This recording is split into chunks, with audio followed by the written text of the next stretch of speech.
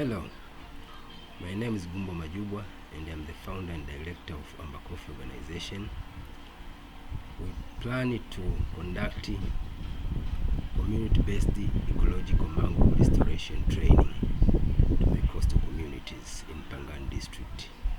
We target 13 villages whereby we will build capacity and train community on how to restore the mangroves.